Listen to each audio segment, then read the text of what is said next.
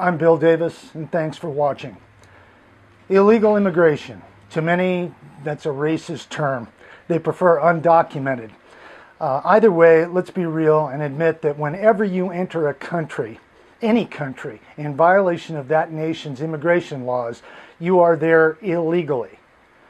Legal simply means in compliance with all applicable laws. Illegal means in violation of or breaking the laws. There's no middle ground there. You're either legal or you're illegal. You're not unlawful, you're illegal. This is not a political issue. It is not a human rights issue. This is a security issue, and one involving compliance with existing laws. Laws that were put into place many, many years ago in order to protect our nation from any persons who may wish to do us harm. During wartime, our nation pays special attention to any illegal alien traffic because they may be entering to plant bombs or to commit acts of espionage. The illegal alien issue is not about keeping families apart or denying work to those who would seek a better life. It's about the security of our country. At this point in time, which is the 4th of July, 2013, our borders are so porous that an entire company of troops could cross into America without being detected. That's pathetic. A company, that's a lot of people. The next terrorist threats we will face will not come from hijacked airplanes. It will come from nuclear, biological, and chemical threats. These attacks by those who are, these will happen by people who have smuggled these devices or substances into America via our southern border.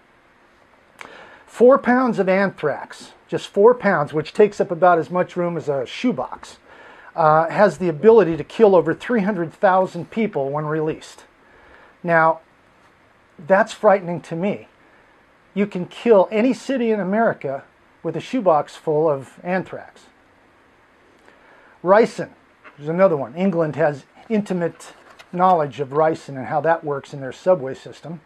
Ricin can kill tens of thousands with an amount no larger than a 1-pound bag of sugar. This is very easy for someone to carry in over the border. You can stick it under your shirt. You can just carry it and run with it. If they don't catch everybody that comes in with this stuff, we are in serious jeopardy. Now, the nuclear aspect, although somewhat more difficult to accomplish, is well within the means of Al-Qaeda and other terrorist groups. During the last 2 decades, over 60 pounds of fissionable nuclear material has gone missing around the world. 60 pounds. That's about as much as a 9-year-old kid weighs. That's enough to make more than 40 Hiroshima-sized bombs. So think about that for a minute.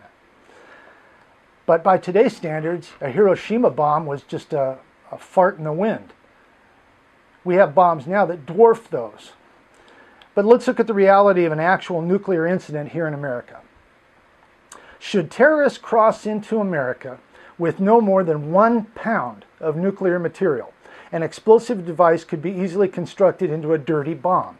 Now, a dirty bomb does not create the mushroom-shaped thermonuclear cloud that we're all used to seeing. A dirty bomb is constructed by an explosive that is surrounded by radioactive material. So let's say somebody just lost some material. All they have to do is powder that, make it into a very fine powder, which is usually what happens when nuclear material begins to degenerate. It falls apart. You take that powder, and I don't care if you duct tape it to a hand grenade, you're going to make a dirty bomb. The bigger the explosion, the more that material gets spread out into the environment. And, well, for example, let's say terrorists wish to target the Hollywood elite, the people who are really anti-securing our borders, whom they feel, you got to remember too, that the Middle Eastern people feel that the Hollywood elite personify what's wrong with America. They personify America's decadence and corruption. That's what they feel. But unfortunately, people in America have a tendency to run their mouth before they've actually done their homework. They're for a cause, even though, well, it's like Obama. He's supported dictators, and he supported Morsi, who was just thrown out by his own military. And Morsi is the Muslim Brotherhood, but hey, that's another video. Even if you escape the blast of a dirty bomb, the radio, let's say you put the dirty bomb on Rodeo Drive in Beverly Hills. Okay, that will poison the entire area for 7 to 10 miles in every direction. It'll poison it. And even if you escape the blast, the radioactivity will move through you at the speed of light and begin killing your body and its cells immediately. Now, depending upon the degree of contamination, you can figure you have about 10 to 15 days to live after the initial exposure. So even if you just saw the flash and you were 5 miles away, you can pretty much figure you're dead from radioactive poisoning. This is not a worst case scenario, however.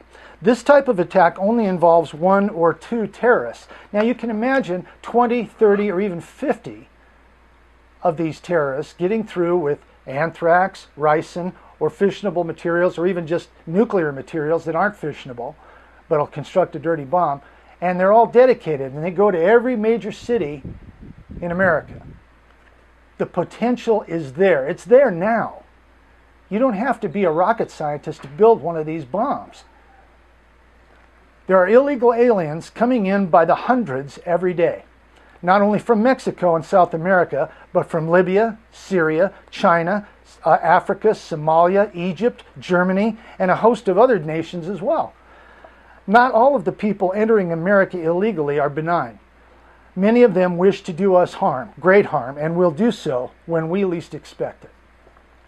Aside from terrorists, there are gangsters, drug smugglers, criminals, and weapons traffickers who like it here because of our relaxed attitudes towards illegal immigration.